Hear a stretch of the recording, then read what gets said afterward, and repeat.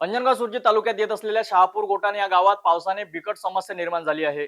रस्त्यावर शासनाने कामे केली, मात्र पावसाचे पाणीचा विसर्ग काढण्याचा विसर पडल्याने रस्त्यावर चिखलाचे साम्राज्य निर्माण झाले आहे। अशातच आता येथील रस्त्यावर अनेक जड वाहने मुख्य रस्त्यावर अडकून मोठी समस्या निर्माण झाली आहे।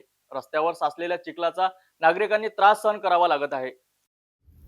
पावसाने अनेक गावात रस्त्यावर चिखल साचल्याने अनेक ग्रामस्थ चांगलेच त्रस्त झाल्याचे दिसून येत आहे।